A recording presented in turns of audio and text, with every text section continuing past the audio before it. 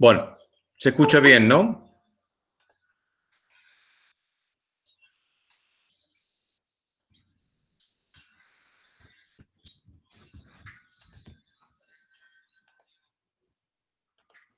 Sí, se escucha bien, profe. Bueno, perfecto.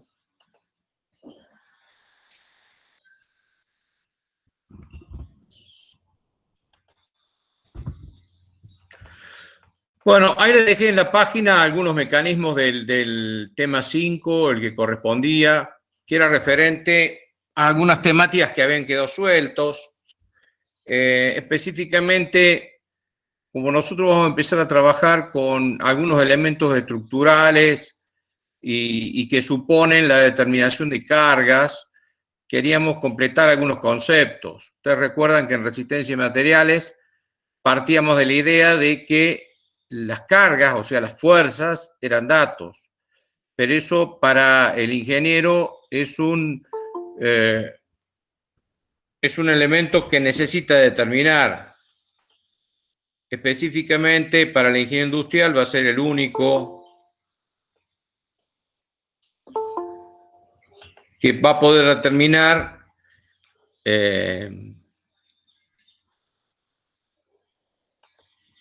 para las circunstancias particulares en que se encuentre abocado a la industria, al tipo de maquinaria que va a utilizar, a la cantidad de personas, a la misma estructura que ha sido diseñada. Entonces, las configuraciones estructurales mínimas indispensables y los tipos de carga son uno de los elementos que debemos tener en cuenta. Bueno, les he dejado unos documentos con algunos conceptos que ustedes ya conocen, referidos a tipos elementales de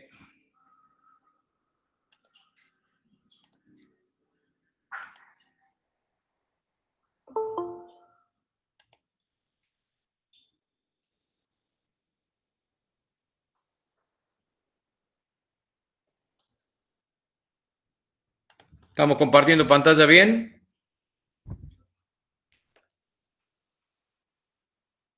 ¿Estamos compartiendo pantalla bien?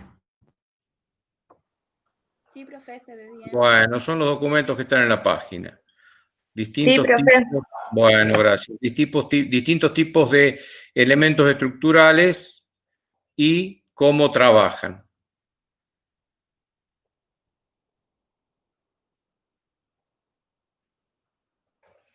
Referido a las cargas, debemos tener en cuenta, uno es el peso propio de la estructura, cosa que la desconocemos antes de diseñarla. Por lo tanto, la debemos estimar. Ustedes recuerdan que resistencia y materiales, la viguita era una línea y casi nunca consideramos el peso propio, salvo en un par de ejercicios. Eso hay que incorporarlo al cálculo porque es parte fundamental del cálculo el mismo peso propio, más los pesos de los elementos estructurales en las condiciones más desfavorables cuando se produzcan las condiciones más desfavorables. Solamente el que va a utilizar o el usuario de la estructura va a saber qué tipo de maquinaria, de equipo va a estar funcionando en esas circunstancias. Entonces, esos son datos que todo ingeniero industrial debe brindar, debe aportar al calculista.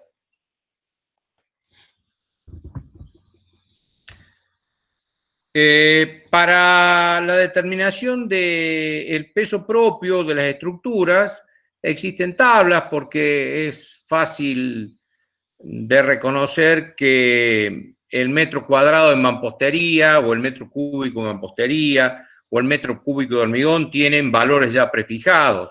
Entonces, una vez que existe el proyecto o el anteproyecto, solo falta cubicar los elementos estructurales y a través de los pesos propios que podemos obtener de las distintas tablas de uso común y frecuente, podemos determinar la incidencia del peso propio.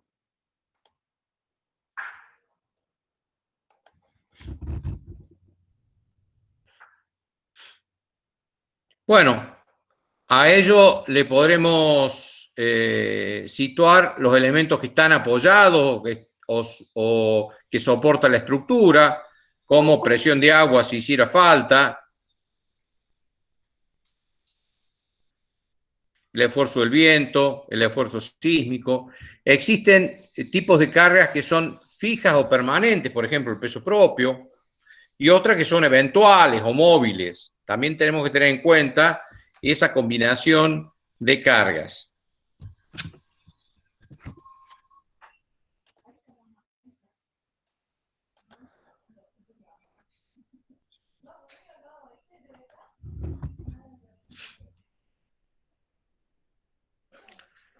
Bueno, los efectos de las cargas ya lo hemos estudiado, lo que son de tracción, compresión, flexión, eso ya son elementos que deben recordar de resistencia de materiales, ¿sí?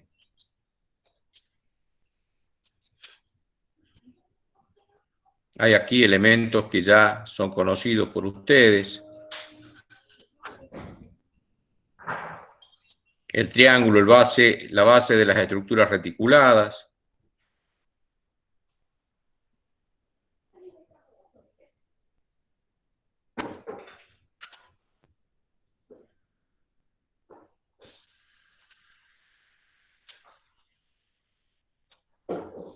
Las estructuras más primitivas, las tipos piramidales, las tipo dintel, que son las viguitas que van sobre el techo de la ventana para cubrir el agujero, el vano. Este es el típico dintel. Es una viga elemental y mínima para salvar una pequeña abertura. En la antigüedad, con otros materiales tipo petrio, se conformaban los arcos y las bóvedas, elementos que resisten, por ejemplo, las grandes catedrales góticas de la antigüedad con peso considerable. Arco y bóvedas que evidentemente tenían su limitación. Estamos hablando en una época donde no existía ni el hormigón armado ni el acero estructural. Eran estructuras elementales que servían para soportar esas situaciones.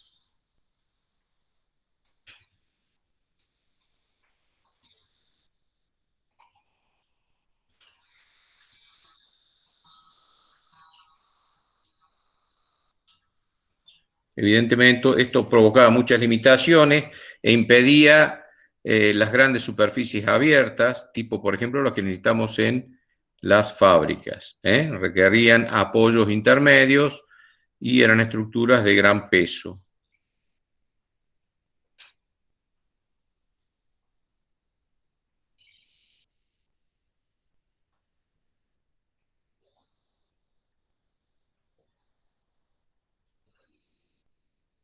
Mecanismo de transferencia de cargas. Ya en partes más modernas ya llevamos a un tipo de estructura de entramados, como este elemento, donde ya tengo estructuras conformadas por losas, vigas y columnas, con elementos más modernos, que permiten otra configuración estructural más apropiada, por ejemplo, para la utilización en fábricas. Acá tenemos un esquema bastante interesante.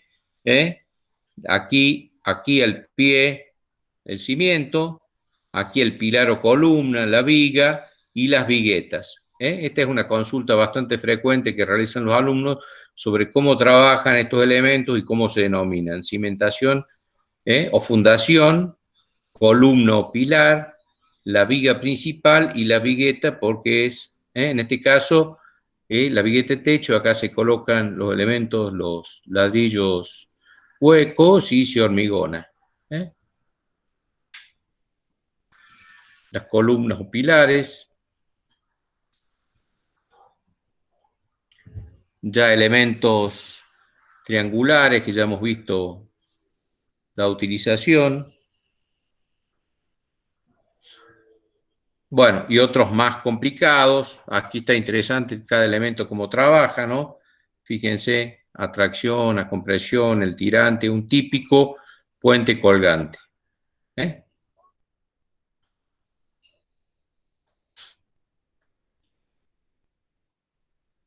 Bueno, y elementos ya más complejos que nosotros no vamos a aplicar. ¿Estamos compartiendo bien pantalla?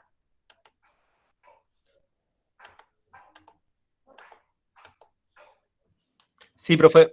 Bueno, acá hay otro documento que también está en la página, haciendo referencia a una disposición estructural, también interesante, porque aquí están marcando, aquí abajo, el cimiento o la fundación y el pórtico, este elemento completo, este pórtico que está constituido por columnas y vigas interrelacionadas, unidas, no separadas, ¿no es cierto? Las vigas y las viguetas.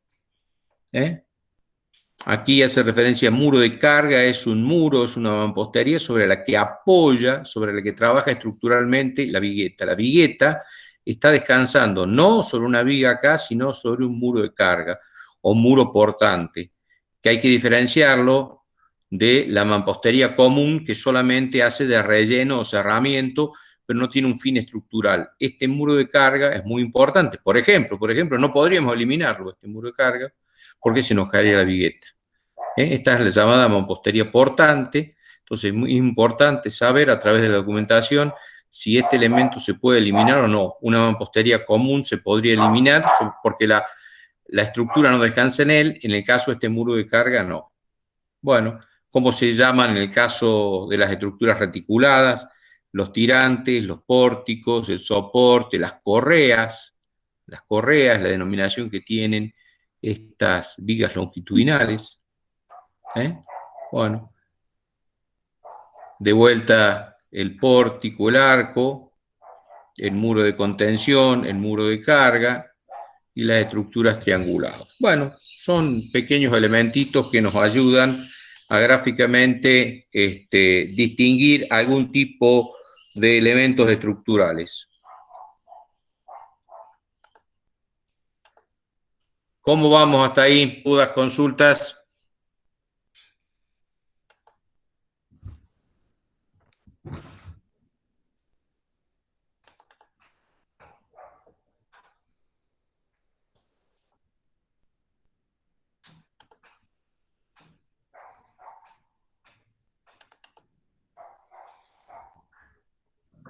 ¿Se escucha bien? Sí, profe, se escucha bien. Bueno, dudas, consultas.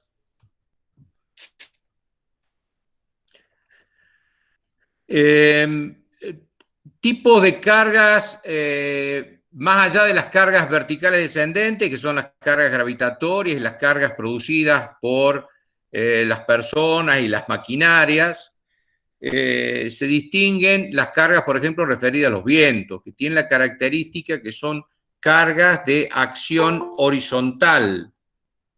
A diferencia de las otras, tienen acción horizontal y dependen de otras cosas, entre otros factores de la zona, del ángulo de incidencia. Hay cartas en las distintas zonas o estudios que indican los valores máximos de los vientos y el ángulo en que inciden, en que, considerando los 365 grados, cuál es el ángulo en que inciden los vientos de mayor frecuencia, a qué altura se encuentran, y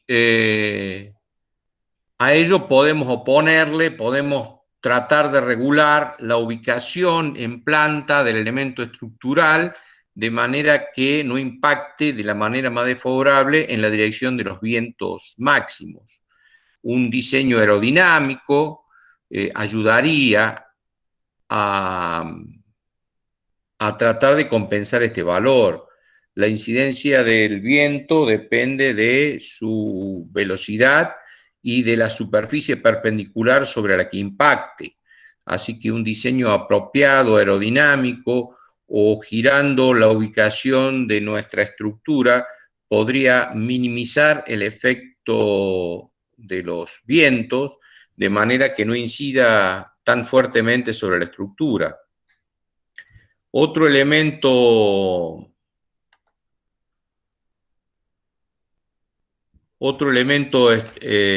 a considerar sobre todo en zonas sísmicas como las nuestras,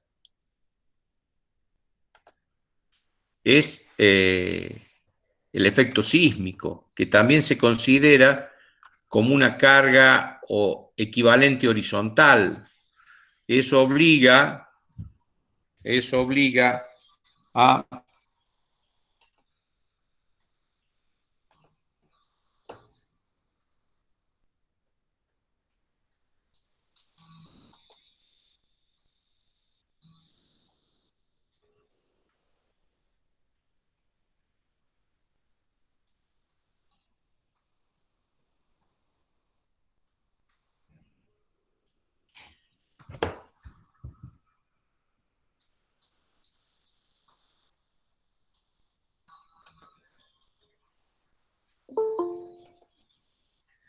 Eso obliga, como ya comentamos las clases anteriores, a trabajar con estructuras del tipo aporticadas, estructuras de hormigón armado aporticadas. O sea, tengo que tener sí o sí vigas y columnas mínimas si el cálculo estructural no requiere otro valor, estructuras mínimas que se llaman encadenados, para soportar el efecto de las cargas horizontales.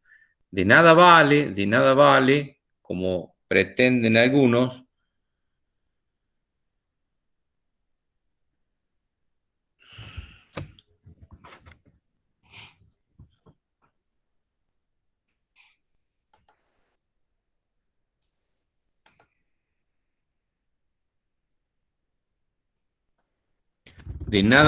como pretenden algunos, aplicar factores de seguridad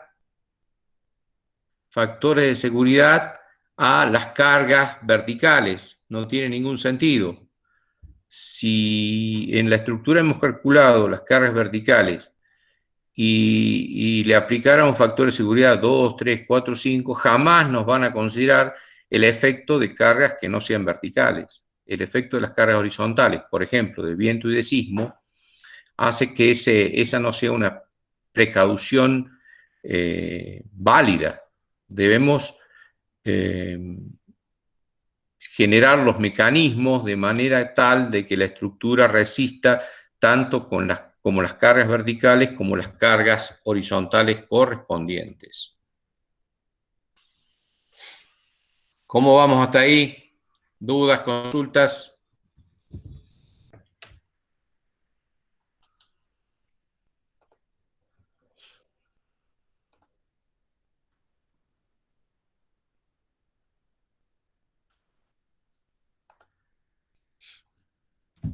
Dudas, consultas, estoy teniendo algunos inconvenientes.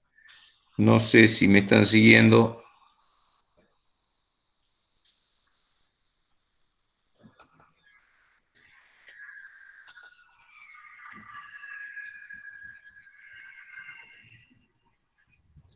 Dudas, consultas.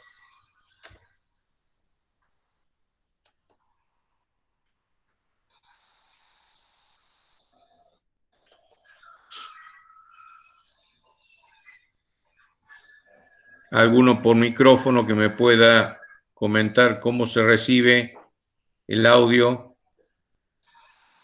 Se recibe bien, Se profe. escucha bien, Se profe. escucha bien. Bueno.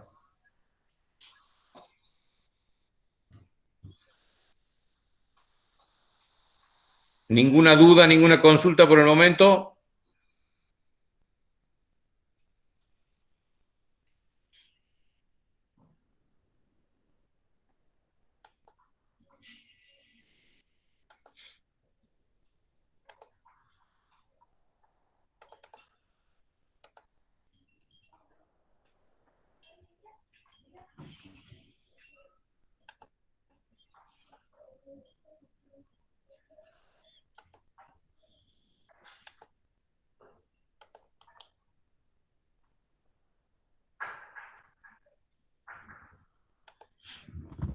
Bueno, referido propiamente a las cargas,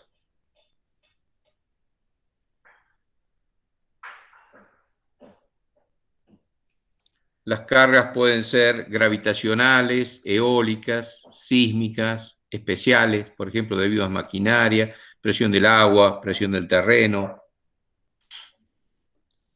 por deformación, por ejemplo, térmicas, por descenso en los apoyos o por variación de las propiedades. Bueno, las distintas clasificaciones que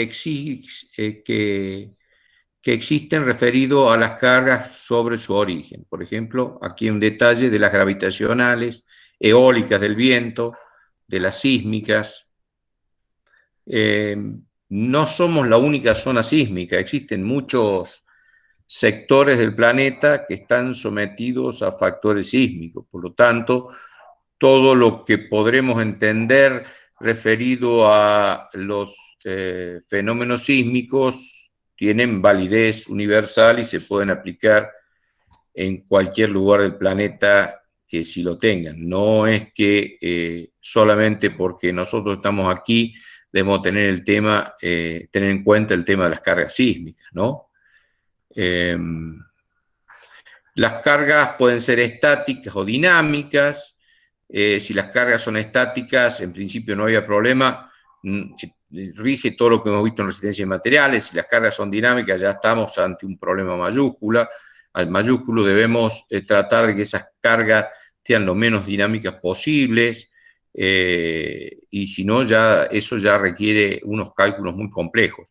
Por eso es muy importante que sea el ingeniero industrial el que le especifique al calculista exactamente cuál es el tipo de carga y cómo se originan y cuál es la manera de mejorarlas. Cargas móviles. Según su tipo de aplicación, las cargas pueden ser permanentes o accidentales. Siempre debemos tener en cuenta la situación más desfavorable, la más desfavorable de la más desfavorable en la condición más desfavorable. Y si el cálculo no fuere así, debemos restringir la posibilidad de que esas cargas se apliquen en situaciones no calculadas. Será nuestra responsabilidad tomar las medidas del caso para que si una habitación fue diseñada por una carga de 10 personas, no haya más de 10 personas. Tendremos que tomar las medidas del caso. Si no, evidentemente esa estructura va a estar en riesgo. Las cargas ya vimos que pueden ser concentradas o puntuales, distribuidas, verticales, horizontales, oblicuas. Fíjense en el mecanismo aquí de cómo se deforman debido a cargas horizontales, por ejemplo, las cargas sísmicas, cómo se deforman las estructuras y cómo el pórtico tiene que absorber esa energía de deformación y disiparla. Y cómo sería inútil obviar las cargas horizontales, aunque apliquemos coeficientes enormes de seguridad para cargas verticales, el mecanismo de deformación y el mecanismo de rotura no tiene nada que ver. Entonces, lo único que estaríamos haciendo es gastando innecesariamente plata y materiales, no solucionaríamos el problema. Bueno, dudas, consultas hasta aquí.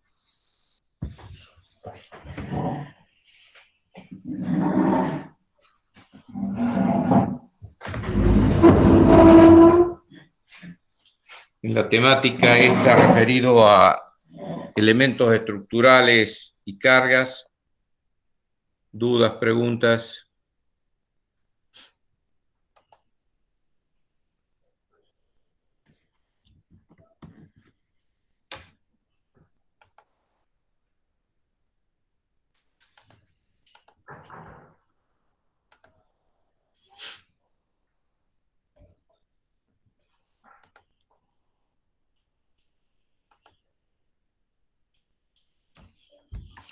Dudas, consultas, inquietudes.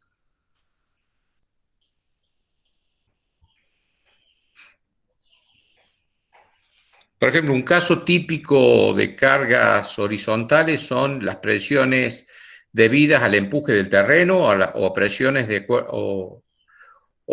líquidos. Entonces, si tenemos un piletón, una pileta, y vamos a tener, por un lado, de afuera hacia adentro, la carga de empuje del terreno, sumado a si ese terreno puede cargarse de carga hidráulica, o sea, si va a estar expuesto a la intemperie y se va a inundar, además del empuje del terreno, vamos a tener el empuje del agua de afuera hacia adentro. Y si adentro esa pileta está llena del líquido que sea, vamos a tener un empuje de adentro hacia afuera del empuje del líquido con el cual va a estar cargada esa pileta de esa industria. Fíjense que debemos, en ese caso particular, debemos estudiar la situación más desfavorable, que seguramente será, por ejemplo, con el tanque vacío. O sea, con las fuerzas externas empujando de afuera hacia adentro y sin tener la ayuda del líquido interior que lo contenga. Entonces, seguramente habrá que estudiar 2 o 3 situaciones y ver cuál de ellas es la situación más desfavorable, de manera tal de que ese elemento estructural, resulta en la situación más desfavorable. Todos esos son datos que se le debe brindar, por ustedes, los especialistas, los que van a manejar esa industria, ese fábrico, esa pileta de natación, para que el calculista tenga los elementos ciertos para poder calcular. Si no, por más excelente calculista que sea, por más programa extraordinario que tenga, si los datos no son certeros, no son ciertos o no son reales, no va a servir de nada. ¿Dudas, consultas?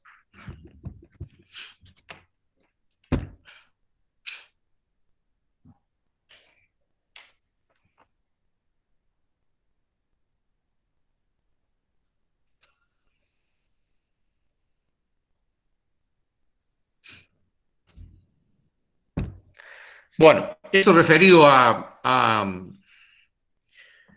cargas y elementos estructurales. Ya con más detalle, cuando vean los temas referidos a los materiales estructurales, hormigón armado, metálico y madera, van a hacer referencia a casos particulares de vigas, de viguetas, de cargas, y cuando ya más avanzado en la materia veamos suelo y fundaciones, estudiaremos ya más en detalle los cimientos y las fundaciones.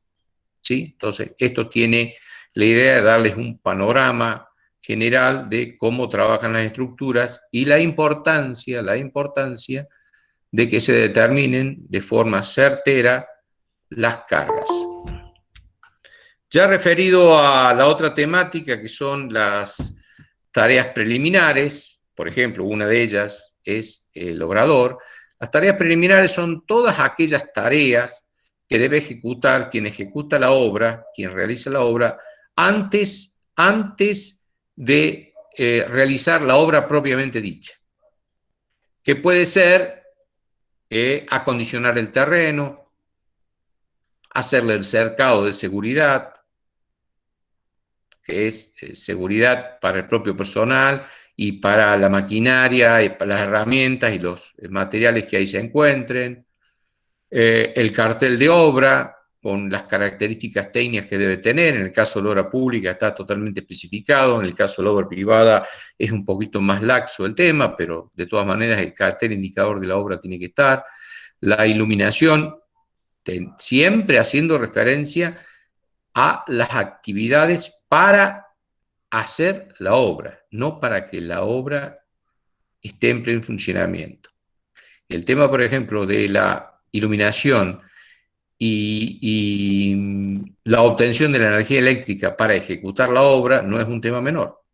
No es un tema menor, es toda una gestión especial, y lo mismo que el agua, llamada agua de obra. Los accesos, la seguridad. Un tema específico dentro de esto es el llamado obrador, que son todas aquellas instalaciones. Todo esto está contemplado en líneas generales en cierta bibliografía que he puesto en la página, y otra que tendrán que encontrar a ustedes, porque la bibliografía con todos estos partes del UNJU digital muchas veces los links se caen, se desvirtúan o caen de servicio. Entonces, hay muchas referencias bibliográficas que han tenido que ser eliminadas porque en estas etapas se caen. Así que con estos elementos ustedes pueden seguir buscando, seguir analizando bibliografía, googleándola. Les decía, el obrador son toda esa serie de instalaciones transitorias que son necesarias para ejecutar la obra. Por ejemplo, la oficinita para el ingeniero que esté a cargo de la obra, de parte de la empresa constructora. La oficina para el inspector de la obra, supongamos en este caso ustedes. Una pequeña oficina donde uno pueda tener los planos, la documentación técnica, los libros de obra, el pliego base y condiciones, puede desplegar los planos, las planillas, los cálculos de estructura, lo que sea. Las instalaciones sanitarias, tanto para el personal técnico como para los obreros. La playa de estacionamiento para los vehículos. Por ejemplo, en la obra se suelen utilizar grandes volúmenes de áridos, o sea, de arena, de piedra, de ripio. Entonces los espacios para que se acumulen esas montañas de áridos que tienen que estar disponibles lo más cerca posible donde los utilice, pero cerca del acceso de manera tal que los camiones los puedan ingresar, descargarlo y hacer toda la maniobra de entrada y salida sin interferir con la obra y sin verse obligados a correr algún otro elemento intermedio. Tienen que ser planificados todos los circuitos. La empresa constructora, para eso es la que sabe, es la encargada de hacer el layout de todas estas instalaciones imprescindibles, transitorias, cuyo volumen debe ser el mínimo posible, porque son gastos, también son gastos generales, que en líneas generales están contemplados, pero no se recuperan, así que tienen que ser lo más económicas posibles y trasladables, si fuera posible. Las instalaciones para que los albañiles puedan cambiarse cuando llegan y cuando salen de la obra, los baños, el depósito pañol, donde se van a guardar las herramientas menores y los materiales sensibles, caros y frágiles, el pañol. Eso como instalaciones que sí o sí deben ir, más algún otro tipo de instalaciones en algún obrador que pueden ser opcionales. Por ejemplo, puede tener una herrería, puede tener o no el obrador una herrería, puede tener o no una carpintería, puede tener o no una zona de soldadores. Eso va a depender de la obra, de la magnitud de la obra, de la distancia que exista entre el obrador central de la empresa y el obrador de esta obra, del mecanismo de administración que tenga la empresa, si todo el material se deposita directamente en la obra o se deposita en el depósito central y a medida que avanza la obra se le va enviando, etcétera, etcétera. Todo eso depende de la gestión que haga la empresa constructora y todo eso conformará esas instalaciones que en líneas generales se llaman obrador, que tienen que ser seguras, que las indicaciones generales es que deberían tener una sola entrada y una sola salida, de manera que el guardia pueda controlar a toda hora y anotar quién ingresa, quién egresa, para ver si tiene autorización o no, qué función cumple, con qué ingresa, qué materiales ingresaron y a qué hora, proveniente en un camión de la empresa o de tercero, a qué hora terminaron de descargar, si hay algún informe sobre el deterioro de los materiales, si existe la aceptación del material que se recepcionó o ha sido rechazado total y parcialmente. Es muy importante toda esa tarea que sea realizada a conciencia de seguridad y control a través de el acceso. Por eso recomienda un acceso y egreso único, también para controlar que no sean robadas pertenencias de la obra, que en algunos casos son de suma importancia. ¿Dudas, consultas?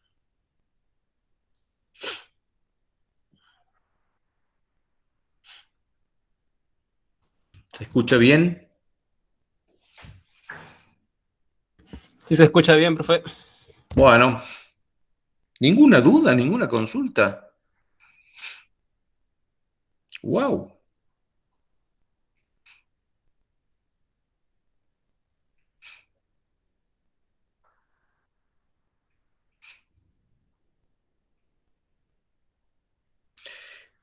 La ubicación y las dimensiones de un obrador no son tema menor, porque recuerden que la superficie, el layout del terreno está previsto para la obra que se va a ejecutar. Entonces, muchas veces el remanente, el terreno que va a quedar desocupado de la obra no es mucho. Por ejemplo, en obras del centro de la ciudad, donde los terrenos son chicos, o donde se construye en todo el terreno, en casi todo el terreno, la ubicación del obrador y las dimensiones del obrador suele ser un problema. En obras rurales o suburbanas, tal vez la disponibilidad de espacio fuera de la obra que estamos por ejecutar, sea mayor, pero en zonas urbanas, donde casi todo el terreno va a ser ocupado por la obra propiamente dicha, la ubicación, la disposición, la logística de un obrador es todo un desafío. ¿Y por qué es importante esto? Porque ustedes dirán, bueno, pero a mí como ingeniero industrial, ¿qué me importa si total el obrador lo tiene que hacer la empresa constructora y tiene que estar a cargo de ello? Sí, es cierto, pero su correcto manejo depende también de que la obra sea ejecutada en tiempo y forma. Y si bien es cierto que eso va a ser, corre por cuenta de la empresa, está incluido en los costos, está incluido en el monto de obra. Y eso es sensato, porque haga quien haga la obra, la haga el ingeniero industrial o una empresa constructora, un obrador tiene que existir, sí o sí, que será de distinta magnitud, de diferente conformación, pero para ejecutar la obra, algún tipo de obrador hace falta. Sea que lo haga por administración el ingeniero industrial, sea que lo haga a través de una empresa constructora. ¿Dudas, consultas?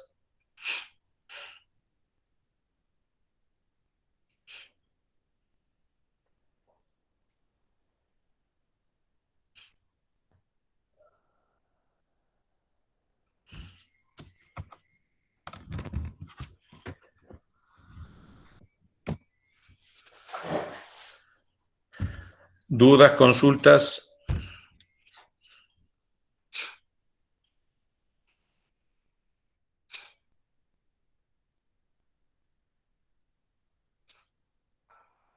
Por ejemplo, pregunta.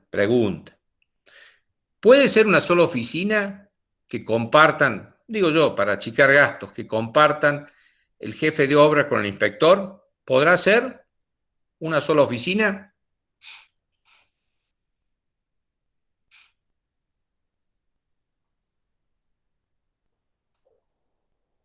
¿Qué les parece?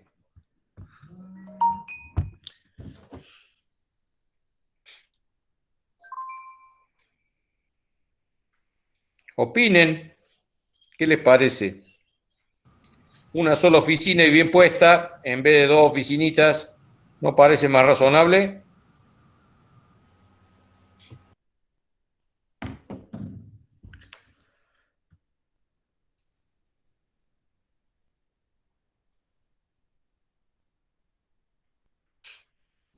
¿Alguno sigue conectado? Profe, Sí. con 2 escritorios, supongo, digamos. Sí, no hay problema, Marcos. Marcos. Ponemos 2 escritorios, pero ¿qué te parece la idea? ¿Andaría o no? Sí, sí, ¿por qué no? Es cuestión de coordinar, digamos, que se lleven bien. ¿Se van a llevar bien? Sí, igual tienen que trabajar juntos para uno inspecciona, bueno, el otro es jefe de obra y el otro inspecciona, pero ¿Quién tiene no, ventaja ahí? ¿Quién tiene ventaja? el inspector, A ver, otra el opinión. inspector tiene ventaja. ¿En la oficina? ¿Quién es local? Y no, el jefe de obra local. Alguien dice, me parece que no, no lo tengo muy identificado por el nombre, pero ¿por qué le parece que no? No, me pone por chat. Bueno, a ver, razonemos. Están de los dos lados del mostrador, imposible. Yo, jefe de obra, me ponen al inspector en mi oficina, le reviso toda la documentación, todas las notas, se las reviso, yo tengo la llave. No, son dos personas que están enfrentadas, lo que no quiere decir que se vayan a agarrar las piñas ni que se odien, pero son dos personas que están dos lados del mostrador y evidentemente la documentación que manejan, yo, por ejemplo, jefe de obra, no puedo tener documentación que es propia de la empresa, a la cual no debe tener acceso el inspector, será cuestión de él que se dé cuenta. Así que no es razonable. No, se intenta, ¿no? A ver, varias veces uno trabajando como inspector le trataron de hacer la trampita, pero no va a andar, no va a andar, ni mucho menos. Aparte, el jefe de obra tiene que mantener cierto tipo de conversaciones privadas con el capataz o con los subcontratistas sin que el inspector se entere por lo menos de forma directa. Después tendrá que averiguar. No va a andar. Conceptualmente no anda. ¿Dudas, preguntas?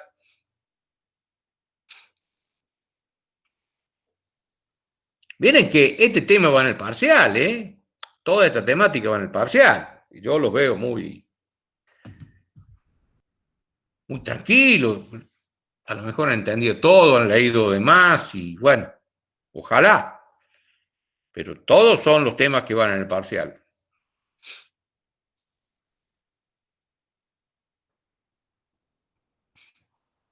Bueno, en cuanto al personal, un poquito para cerrar el concepto, ya habíamos conversado que en línea general los albañiles se dividen en 4 categorías básicas: oficial especializado, oficial, medio oficial y ayudante, que obviamente tienen más responsabilidades y ganan más los que están arriba que los que están abajo, que en principio lo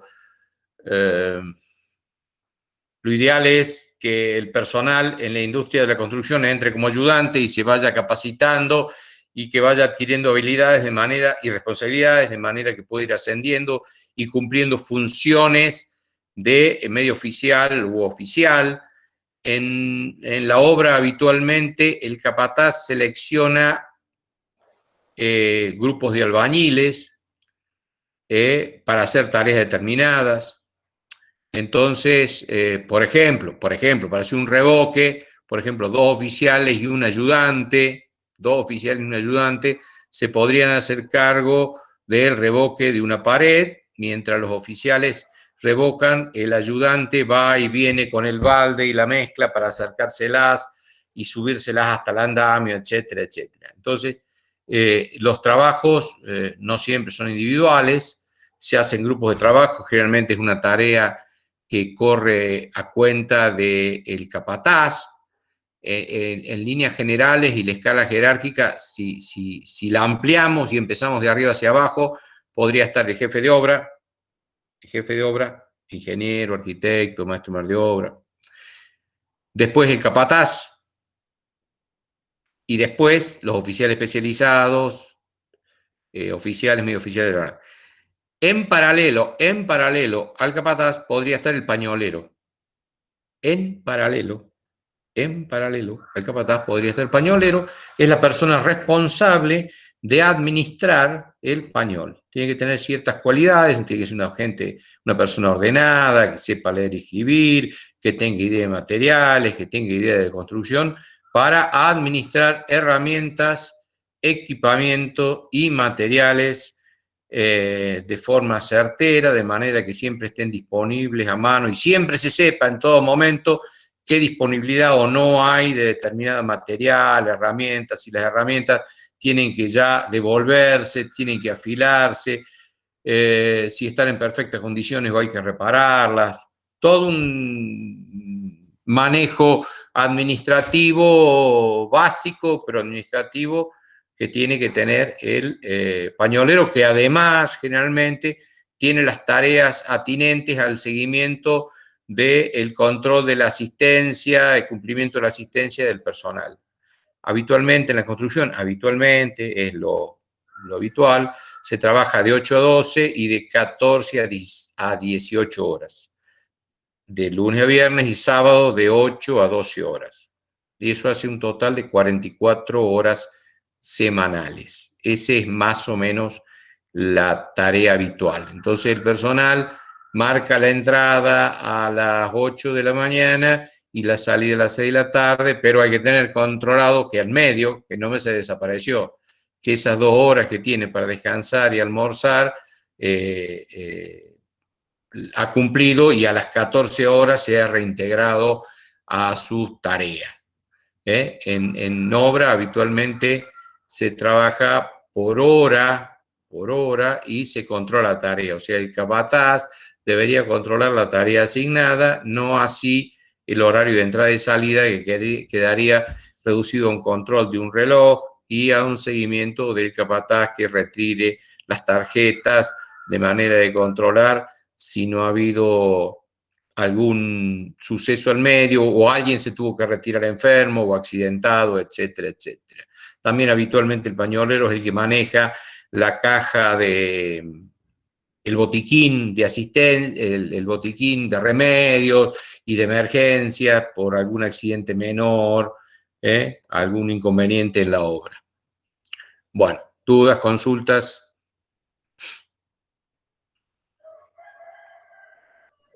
Profesor, Sí. tengo una duda acerca de tareas preliminares y obrador. Dígame. ¿Me puede decir la diferencia entre los dos? Bien, buena la pregunta. Habitualmente, a ver. ¿Me puede decir la diferencia entre las dos? Bien, está bien, sí la entendí. ¿Se acuerda que dijimos que la obra la dividimos en ítems?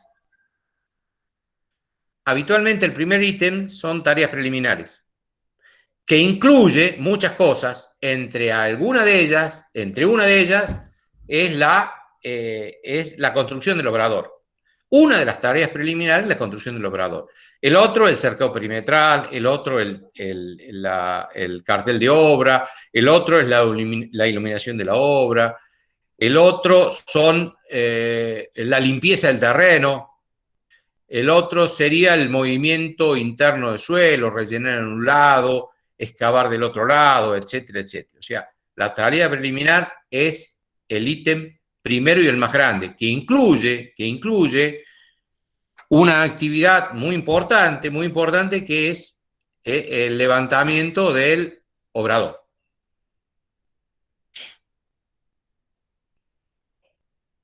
¿Se entendió? Ok, profe, Bien. entendió. Por eso es que tareas preliminares nunca puedo computarlo por metro cuadrado, por metro cúbico, por metro lineal. Tiene que tener lo que se llama global. Quiere decir que hay que ir a ese lugar y estudiar, ver cómo está el terreno. ¿Está limpio o está sucio? Hay que rellenar un lado y sacar tierra en el otro. Hay que hacer un obrador así, así, así. Hay que hacer un cerco perimetral acá o allá. Hay que poner más luces, menos luces. Entonces, eso es una tarea individual que hay que hacer un presupuesto y nunca puede tener una unidad de cómputo como metro cúbico, metro lineal, metro cuadrado.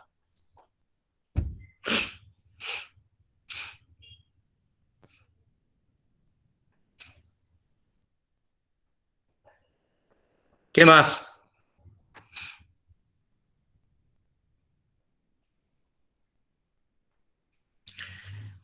Completando el tema del personal y en lo que respecta a nosotros, para tener un panorama, hay que tener en cuenta que la actividad de la construcción es una actividad no permanente, dura lo que dura la obra.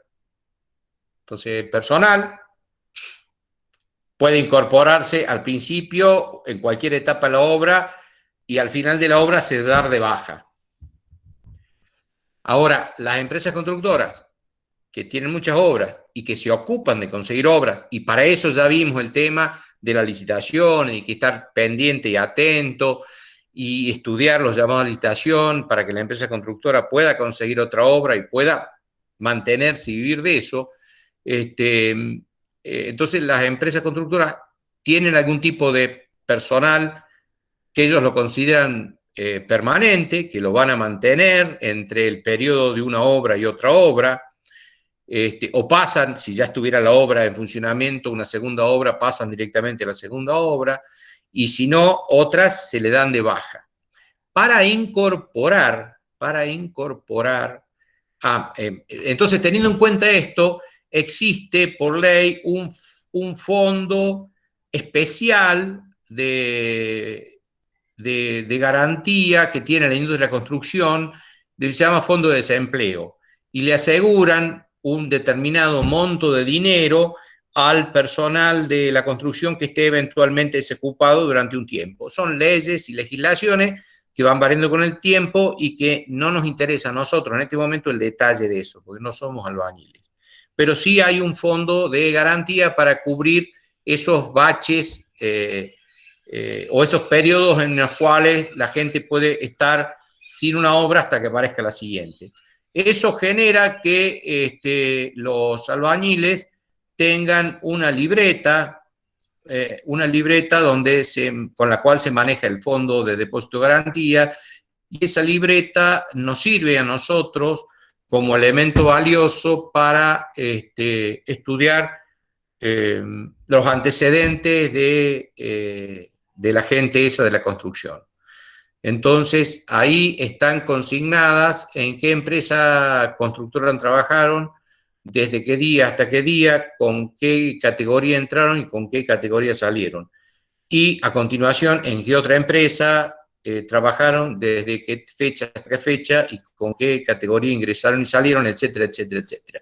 De manera tal de que si nosotros quisiéramos trabajar con gente que tiene experiencia en construcción, que son realmente albañiles, deberíamos pedirle la libreta de fondo de desempleo y ahí analizar en los últimos tiempos durante cuánto tiempo ha estado en periodos normales, ¿no? Si saquemos la hiperinflación, saquemos la crisis, saquemos el COVID, en épocas normales. Todo lo que vemos nosotros en época normal, y en esta época todo se para, pero en épocas normales analizamos cuánto tiempo ha estado esa empresa, esa persona desempeñándose en construcción, con qué categoría ingresó, con qué categoría salió, o sea, si salió como oficial, alguien certificó que es oficial, entonces él puede afirmar, nosotros podemos afirmar que es oficial, durante cuánto tiempo estuvo en una empresa, si estuvo poquito tiempo en muchas empresas, lo cual no habla bien en principio,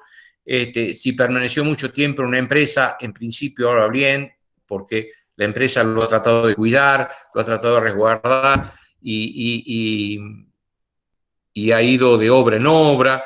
Entonces, esa es una manera con la cual nosotros podemos ver, certificar que estamos en presencia realmente de un albañil calificado, con antecedentes, con antigüedad, que ha trabajado en una obra y alguien ha certificado que es medio oficial, oficial especializado, etcétera, o ver realmente que hace 10 o 15 años que no trabaja, que tiene antecedentes pero son muy viejos, etcétera, etcétera, etcétera. Esa es una manera, desde el punto de vista nuestra, que nos permite incorporar o no, seleccionar personal de la industria de la construcción. Por ejemplo, si les tocara a ustedes el día de mañana hacer una obra por administración, o sea, ustedes en su propia empresa, hacer la obra ustedes sin necesidad de contratar a una empresa constructora, ese es un elemento que podría ser podría ser tenido en cuenta. En principio, en líneas generales, si estamos hablando de un albañil, debería tener libreta de fondo de desempleo. Si estamos trabajando en presencia de un personal eventual que hace changas y alguna vez trabajó o no de albañil, a veces sí y a veces no en forma discontinua, puede resultar bueno o mal albañil, pero no tenemos ninguna certificación ni garantía. ¿Está? Entonces, este es un parámetro interesante que nos permite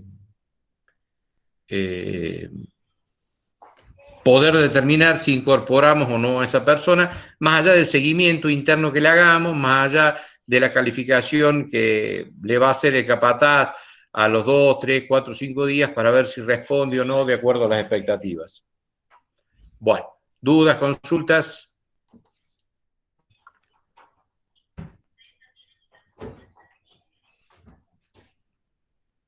Sí. Profe, Sí. ¿me escuchan? Y nosotros como inspectores de otra obra, ahí sí podemos solicitar esto a la empresa que contrata a los albañiles o no. A ver, siempre en el ámbito nacional, si estamos hablando de una obra pública, es obligación de la empresa en la obra pública contratar albañiles que tengan libreta de fondo de desempleo y que estén y que pertenezcan a la UOCRA, al gremio, bla, bla, bla, y hacer un pago en blanco, de acuerdo. Eso en el caso de la obra pública. En el caso de la obra privada, tendrán que resolver ustedes cuando determinen con qué empresas quieren trabajar y bajo qué normativa, lo van a tener que definir. Es sensato esto. Ustedes recuerden que la construcción tiene unos altos índices de accidentes. Es una actividad de bastante riesgo, lo que implica seguros bastante caros. Entonces la tentación de trabajar en negro es muy grande porque los costos son totalmente diferentes en principio. Pero nunca ustedes cometen el riesgo de, si van a trabajar con un tercero, permitirle al tercero que trabaje en negro, porque en ese caso el beneficio es del tercero y el riesgo es de ustedes. El accidente se va a producir en una obra de ustedes y ustedes van a ser corresponsables. Entonces deben exigirle a quien contrata que tenga el personal blanqueado y con los seguros correspondientes por accidente, más allá de controlar todo lo que tiene que ver con la higiene y seguridad de trabajo en la obra, eso por un lado, y por otro lado, los seguros por alguna actividad imprevisible. Son peligrosas las tareas en líneas generales en la construcción. ¿Fue por ahí más o menos la pregunta? Sí, sí, profe. Es como si nosotros actuaríamos de inspectores que tanto poder Claro. Por ejemplo, en la obra pública, si usted fuera inspector de obra pública, la empresa todas las quincenas o todos los fines de mes le tiene que presentar las constancias de que le ha pagado el personal, que lo tienen blanqueado y que se le han pagado los seguros del caso. Toda esa documentación uno la recepta y con eso, más la medición de obra, autoriza el pago a fin de mes a la empresa constructora por la actividad que hizo. Si no es así, no se le autoriza el pago. Repito, eso en la obra pública, que está bien, que es un mecanismo engorroso y burocrático, pero tiene su razón de ser.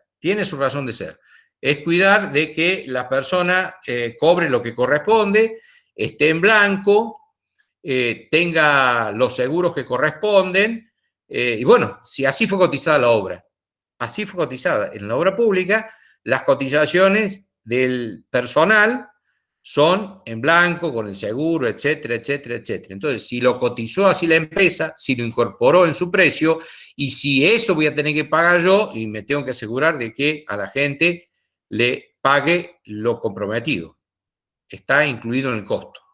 En la obra privada tendrán que ver ustedes, pero ojo, tengan conciencia de que estamos hablando de una actividad muy riesgosa y que van a ser corresponsables de lo que suceda. No sé si recuerdan, hace 1 año y medio, ahí al frente del rectorado, se murieron 3 o 4 personas. Se les desmoronó la zanja y chau.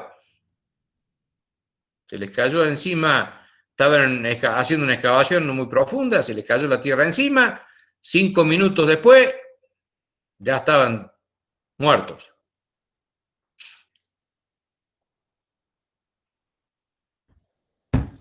¿Dudas, consultas?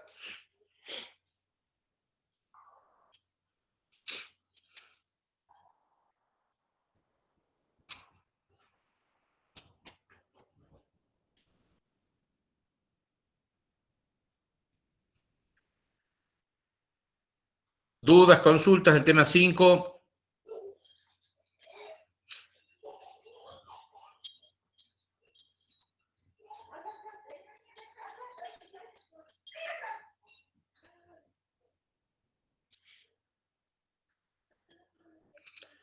¿Ninguna duda, ninguna consulta? Ah. Hoy es el último día que hablo yo, ahora después hablan ustedes.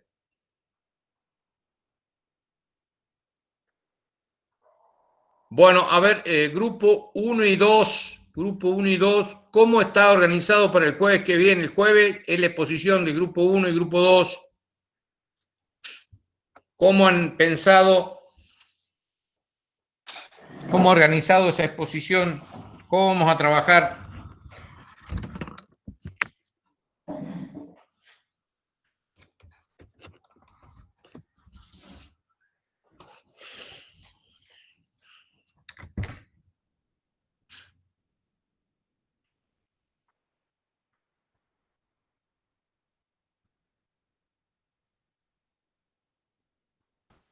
Profe, Sí.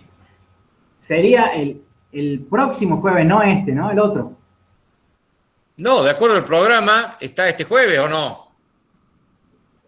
Yo Este jueves. no- No profe, tengo el programa a mano, pero...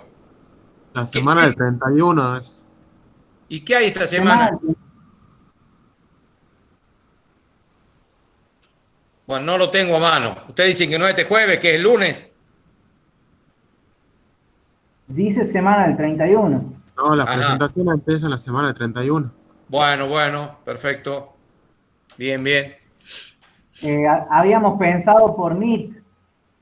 Bueno, Por esta a ver, misma- está bien, perdón.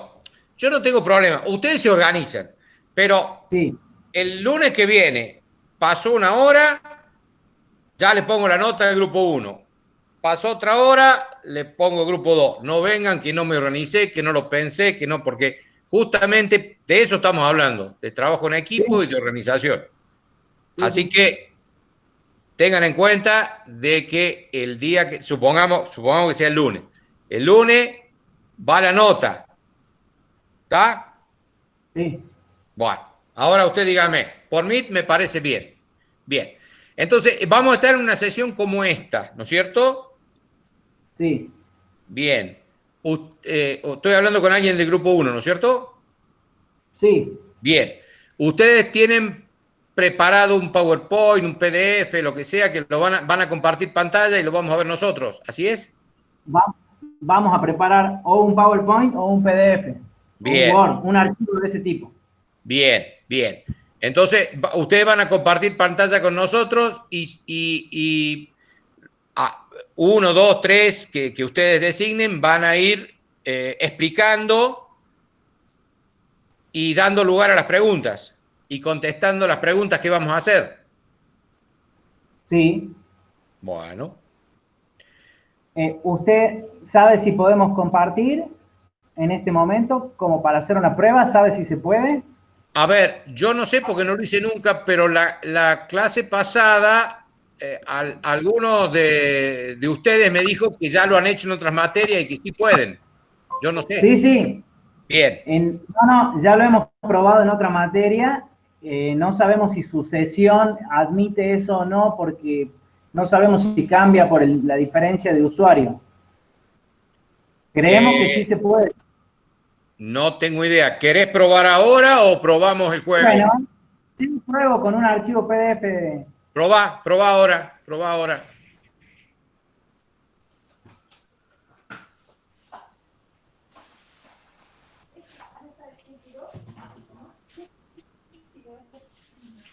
No tengo ninguna opción, profe. A ver, no sé si otro compañero. No tengo una opción para compartir. No sé si otro Ajá. compañero. Yo intento. A ver, No, dale. pasa A ver, que primero tiene que dejar de compartir el profe para que nos dé acceso. bueno, a ver, dejo de compartir. Yo no estoy compartiendo en este momento, pero dejo de presentar. Ahí está. ¿Se te habilitó? Sí, Sí, Bueno. sí se puede. ahí está. Yo no estoy viendo ¿La nada. ven? No se ve nada. Ah. A ver.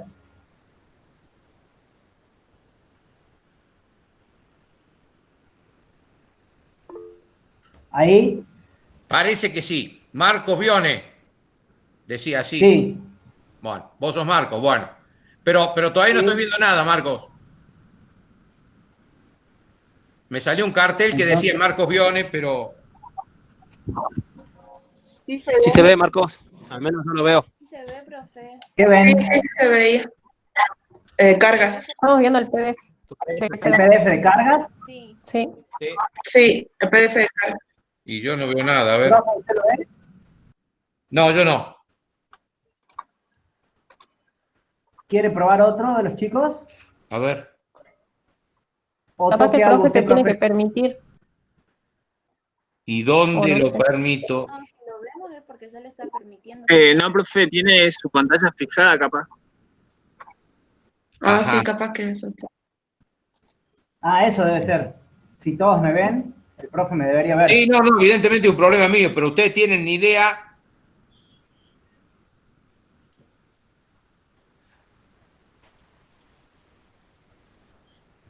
¿Dónde tengo que pinchar?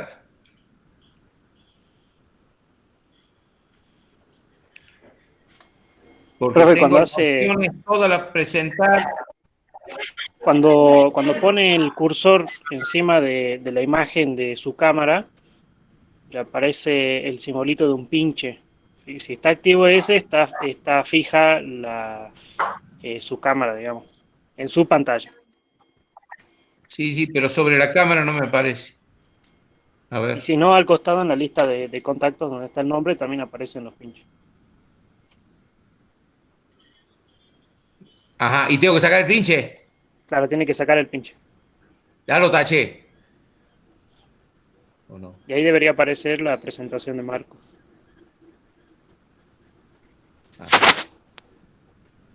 ¿La ve, profe? No. ¿Los demás? Yo sí la Ahora Sí, sí. se ve. Sí. Ahora sí. Perdón. Soy yo. Listo. Carga según el estado inercial. Sí. Sí. Bueno, ahora, buenísimo. ahora, profe, ahora dejo de compartir y que pruebe otro chico a ver si estamos todos en la misma... Bueno, sí, digamos. mejor. Hagamos las pruebas y nos Listo. quedamos tranquilos. Listo, profe. Bueno, gracias. Ahí yo ya dejé de presentar. Bueno, pruebe otro, por favor. Así ya, chicos, así ya todos tenemos el tema resuelto. Ya nos dedicamos a los contenidos. Profe, Sí. me queda una duda. Dijo que solo unos cuantos van a Bueno, explicar. no sé, a ver, Eso lo depende dije de ya la la vez. participación y eso. A ver, lo dije la vez pasada. Los grupos son de 8, 9, 10. ¿Quieren hablar los 10? Yo no tengo ningún problema. Ustedes pónganse de acuerdo. Lo que les quiero decir es que no me gusta que hable uno, pero no sé si da para que hablen los 8. Organícense ustedes, yo no tengo problema. Yo voy a evaluar la tarea en conjunto porque sé que alguno investigó, otro hizo el PowerPoint. En eso no tengan miedo. ¿De acuerdo? No es porque no habló, porque no hizo nada. Si ustedes ven que les da, se organizan y quieren hablar los 8, los 9 y queda algo coherente. Sí. ¿Cuánto dijo que tenemos? ¿45 minutos? Sí, 45 minutos, sí. Bueno, Con presentación y preguntas. Y ahí también quiero ver las preguntas de los colegas, porque recuerden que esa es la preparación para el parcial. Entonces, si nadie pregunta, va a ser medio bien, sospechoso. Bueno, dígame. listo. Gracias, profe. Bueno. Profe, ¿cuánto tiempo dejamos para preguntas? Y ustedes organícense. Yo creo que 5 o 10 minutos para preguntas o para algún tema para debatir está. En Bueno. líneas generales tenemos 1 hora completo. O sea, Listo. si tenemos en cuenta que nosotros generalmente usamos 2 horas, supongamos que de punta a punta el primero sea 1 hora. 40, 45 minutos de presentación más 10 o 15 de preguntas. Y bueno, si no hay preguntas, no hay preguntas, pero Listo.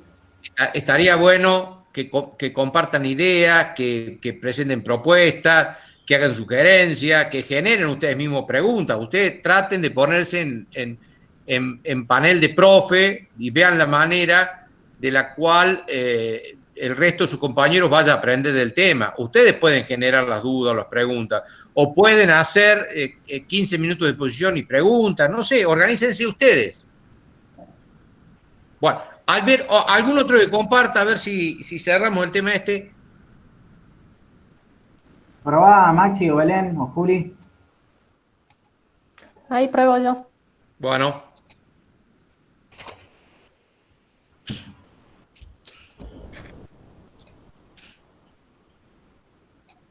Ahí estoy compartiendo. Pérez. ¿Lo ven? Silvia Belén Flores.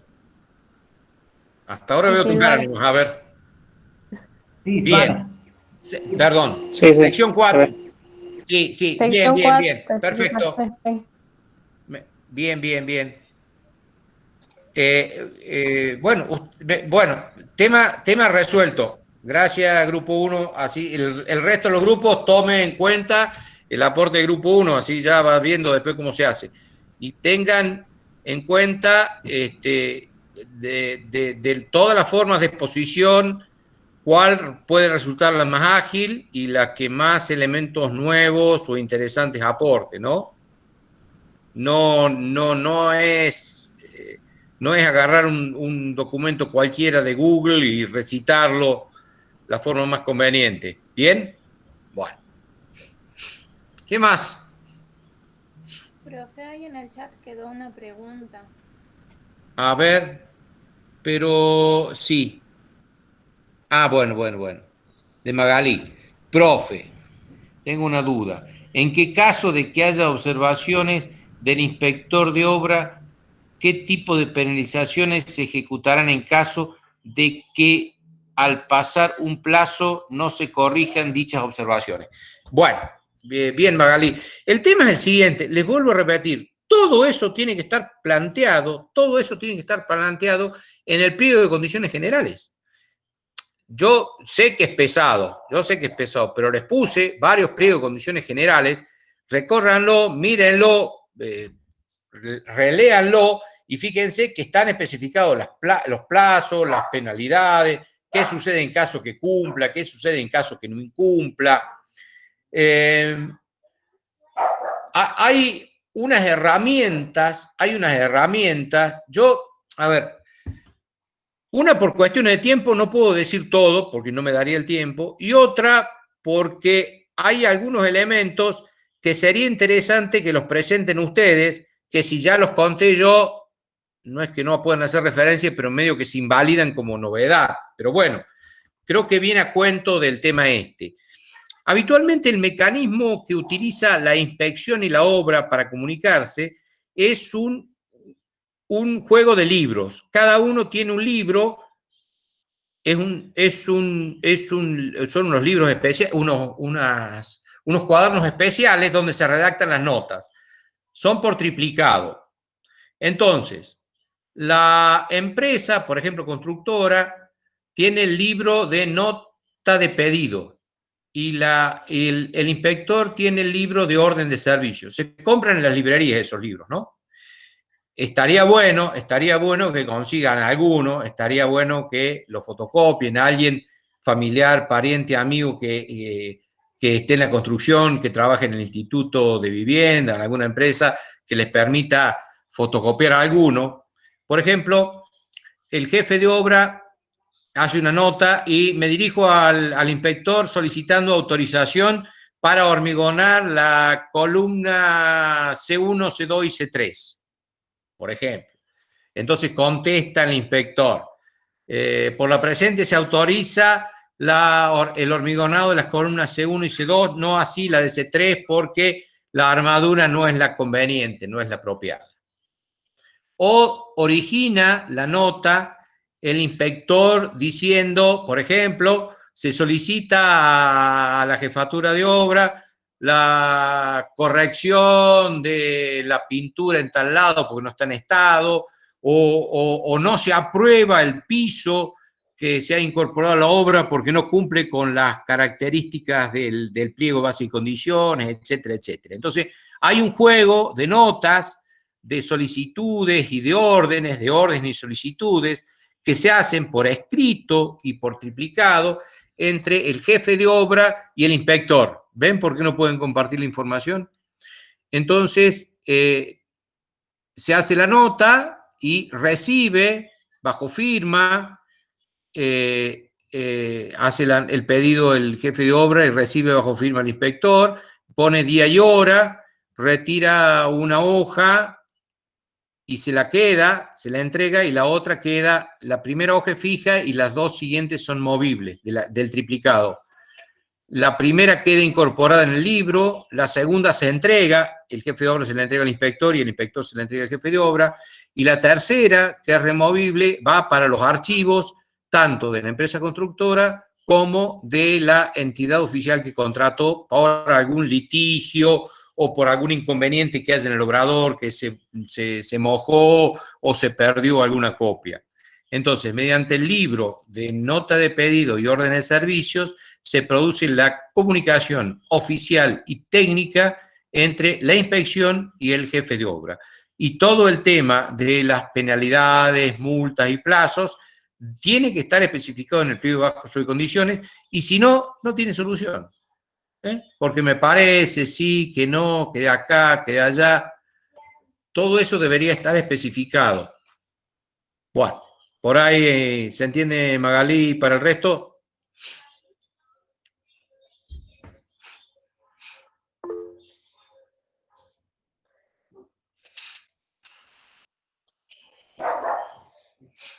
Bueno, dudas, consultas.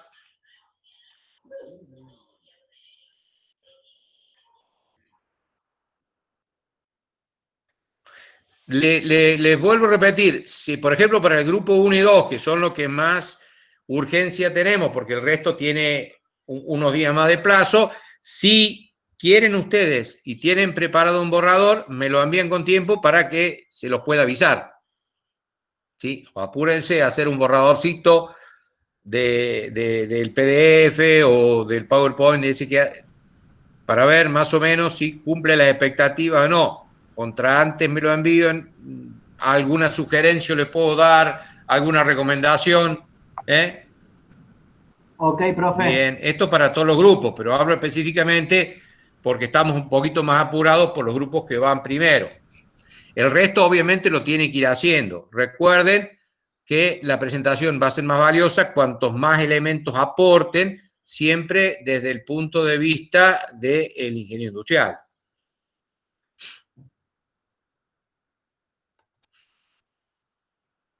Y por supuesto, el resto, nosotros, los oyentes, tendremos que hacer las preguntas de rigor, de manera de que la exposición final va a ser la combinación de lo que presenten más el resultado del debate, de las opiniones, de las interpretaciones que realicemos el resto. ¿Sí? Como queda todo grabado, es un todo que les va a ayudar a prepararse de mejor forma para el parcial.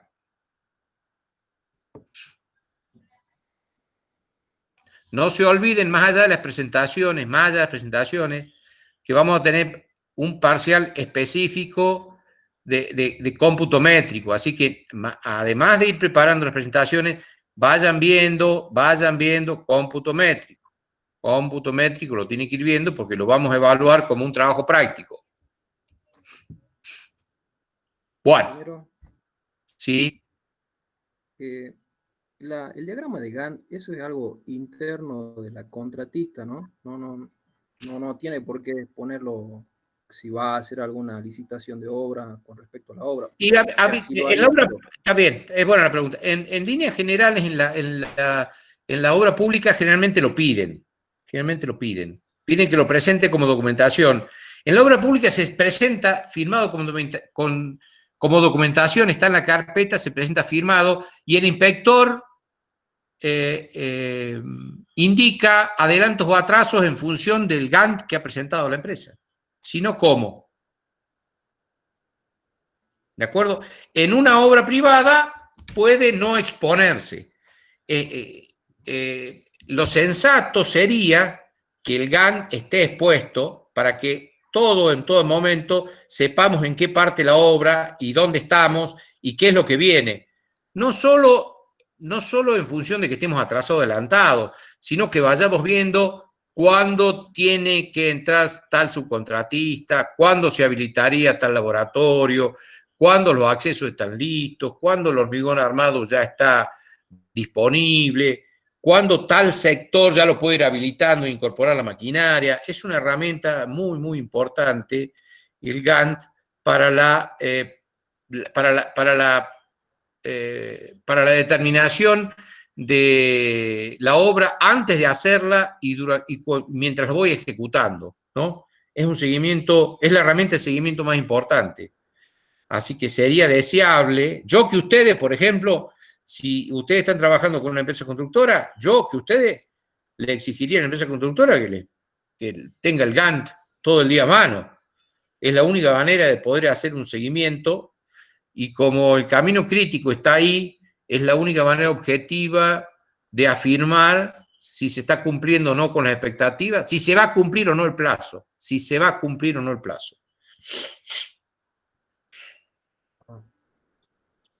Ingeniero, ¿y la planilla nomencladora es lo mismo que la planilla de cómputo de materiales? Habitualmente, sí, la planilla nomencladora tiene varias cosas, pero la principal que tiene es el desglose o el nombre de los ítems, que después van en el cómputo. Así que si por planilla nomencladora está entendiendo el nombre de los ítems, estaría ya en el cómputo, el nombre de los ítems y en el Gantt. A veces la planilla nomencladora tiene algunas otras iniciales o características que tienen que ver con algún detalle técnico de la instalación sanitaria, de gas o la carpintería. En definitiva, hay una nomenclatura técnica como un juego de iniciales muy grande que en la planilla nomencladora habitualmente se coloca para que después no volver a repetir y saber ya que tal juego de letras significa tal cosa y que tal juego de letras significa tal otra.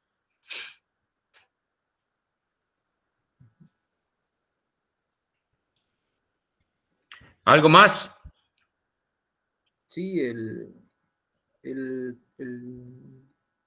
sería el inspector o el encargado de seguridad e higiene, ¿estaría a la par del jefe de obra o a la par del capataz? No, a ver, no mezclemos. A ver, del lado de la empresa viene en obra el jefe de obra. El jefe de obra, el capataz y después el personal. Que el jefe de obra se encargue de la higiene o seguridad o que tenga un asesor que venga un día, 2 días, 3 días, 4 días o un asesor del lado de la empresa es una cosa.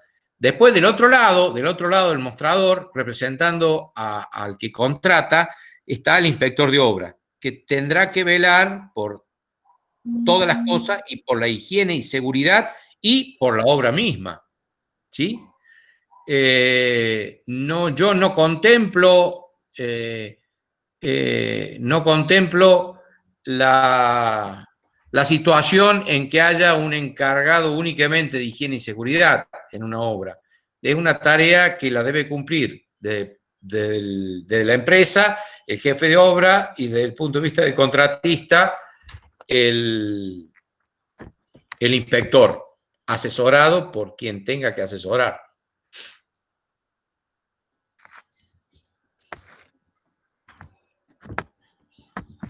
¿Se entendió, Tarifa? Sí. Bueno. Sí. De todas maneras, a ver, hay una serie de cuestiones que están un poco de moda y son un poco redundantes, ¿no? Este tema de higiene y seguridad, si uno cumple todo lo que dice el pliego, todo lo que dicen las leyes y reglamentaciones, va a cumplir con la higiene y seguridad. Está todo ahí. Si uno cumple con todo lo previsto, va a cumplir con todos los reglamentos de calidad y de auditoría. Está implícito. ¿Sí? No necesito tener a alguien por aparte si es que voy a hacer las cosas bien. Porque se supone que en una obra, por ejemplo, la limpieza es parte del orden, y una obra que no esté limpia, la gente va a estar, los albañiles van a estar todo el día buscando cosas en vez de construyendo. ¿Está? Entonces, una obra pensada medianamente, una obra normal, es naturalmente ordenada. Y eso es responsabilidad del jefe de obra y del capataz.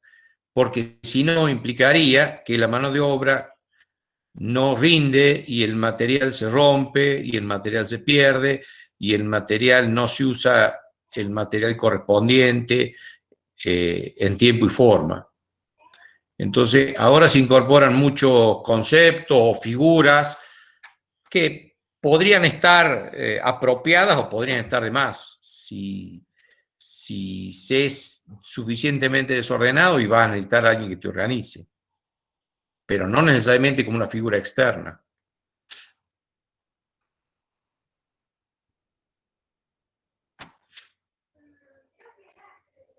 ¿Algo más?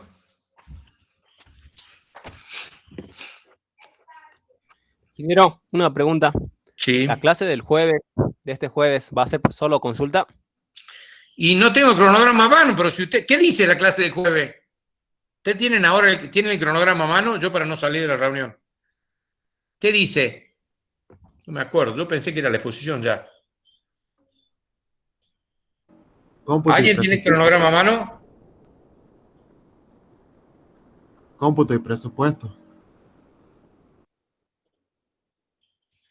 Pues ya lo vimos, cómputo y presupuesto. A ver.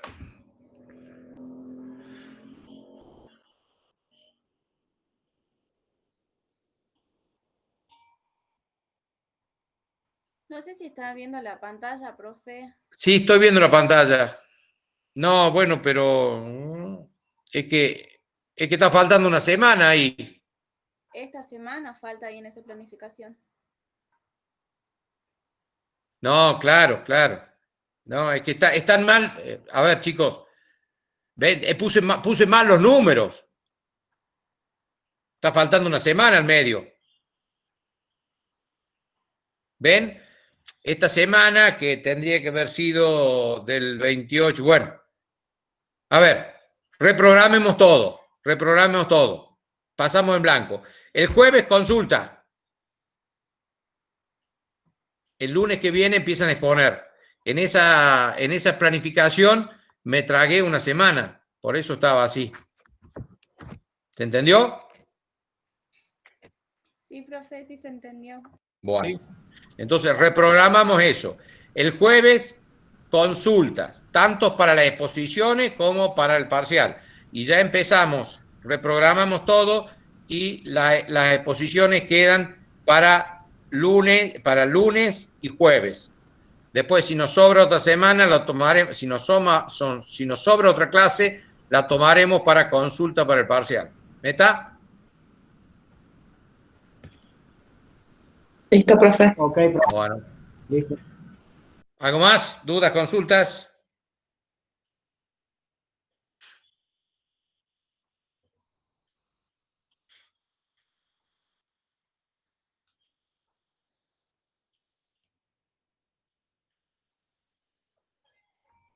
¿Ninguna otra duda, ninguna otra consulta?